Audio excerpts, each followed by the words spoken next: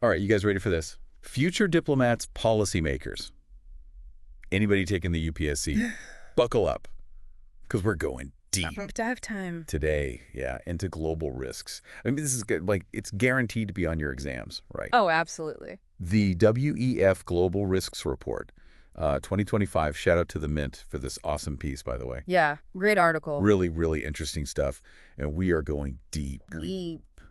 All right, so Global Risk Report, it's basically like your cheat sheet, right? Like if you want to know where the world's going, Exactly. where India fits in. Yeah, and it's not just about like memorizing facts, right? It's about connecting the dots. Absolutely. You know, thinking about potential essay questions, those Yeah. current events discussions Yeah, that the UPSC just love to throw at you. that's the critical thinking that they're looking for. Exactly. And the report's cool because it looks at it in 2 different time frames, right? 2 years, Okay. 10 years. Was that interesting? So you get the immediate picture, but also the long view, which is really helpful for policy, for governance. Yeah, totally. And they're not messing around when they say risk either, right? Wow, they mean business. We're talking big potential for damage. I mean, global economy. You know, Populations. populations, natural resources. This is the serious stuff. Yeah, this is high stakes stuff. High stakes. Oh. Okay, so let's get into it. What are some of the specific risks that they highlight for India? Okay, well, some of them might sound familiar, right? Because we see them every day. Yeah. You've got water shortages, Huge. especially with our growing population, agricultural needs, all of that. Yeah. Misinformation. Oh, man, don't even get me started. Which can really impact social cohesion, political stability. We see it everywhere, right? Everywhere. Not just in India, all over the world. Yeah, fake news, propaganda, all that. Yeah, it's a real threat, I think, to democracy, honestly. For sure. And then you've got erosion of human rights, Right. which is concerning. It's a growing risk in a lot of places, Yeah. including India. And of course, we can't forget about pollution. Oh, my gosh. The pollution. Some of the most polluted cities in the world right here. Yeah. Major impact on health and the economy. I mean, it's really interesting how you're connecting these, like, seemingly Indian problems Right. to this global landscape. Yeah. You know, because that's something I'm always trying to do when I prep for the UPSC, right? Yeah. Like, how can I see the bigger picture? It's crucial because these issues don't exist in isolation. Right. Water scarcity here affects food prices globally. Wow. Human rights violations here can lead to instability, mass migrations that affect other countries. Pollution doesn't care about borders. It really is all interconnected. It's all connected. Okay, so we've talked about India. What about the global stage? All right, big picture. Yeah, the big picture risks.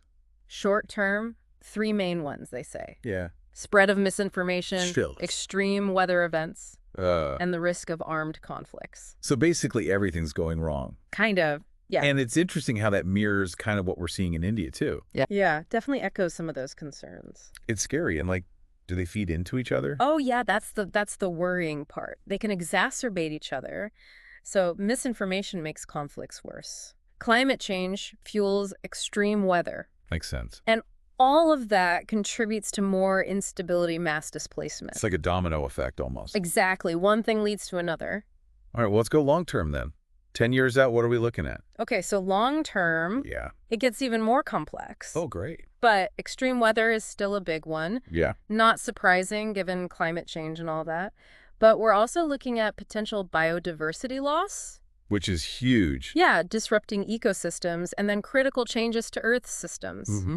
Things like ocean acidification disruptions to the nitrogen cycle. I don't even know what that means, but it sounds bad. It's bad. Yeah, it could have devastating consequences. This is heavy stuff. It is. It's a lot. It's overwhelming when you think about the scale of it all. I know.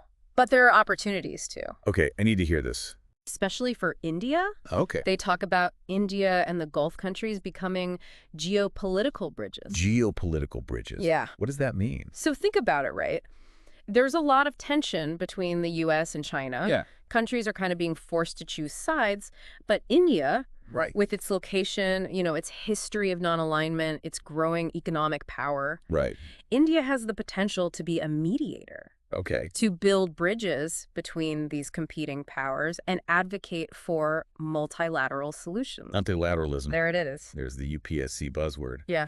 Honestly, sometimes I feel like I need a glossary just to keep up.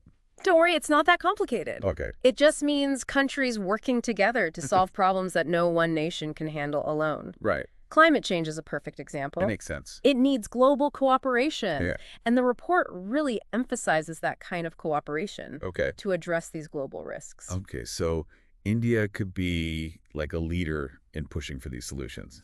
Absolutely. It's already happening in some ways. Really? Think about Make in India, Right. boosting domestic manufacturing, reducing reliance on other countries. Right. At the same time, the U.S. is doing the Inflation Reduction Act, Right. which prioritizes American-made products. So they're both kind of like protectionist in a way. Exactly.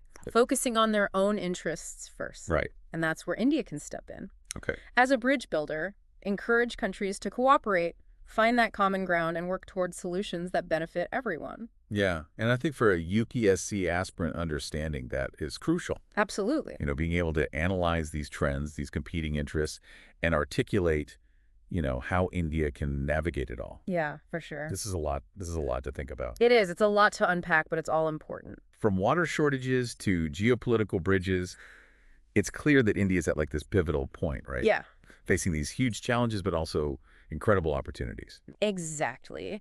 And for anyone who wants to be a part of shaping India's future, whether as a diplomat, policymaker, you name it, Yeah. understanding these global risks is essential. Totally. The WEF report's a great starting point, It is. but it's just a starting point. Right. Use it to spark your own analysis, your own research, your own vision for India's role in the world. Couldn't have said it better myself. Honestly, this has been an incredible deep dive. Yes. I feel like I've got a whole new set of tools to tackle those UPSC essays and current events discussions. Awesome. So huge thank you to the Mint for bringing us this crucial information. Yeah, great article. And to all you future leaders out there, don't forget to like and subscribe for more deep dives into the topics that matter most. Hit that button. See you next time.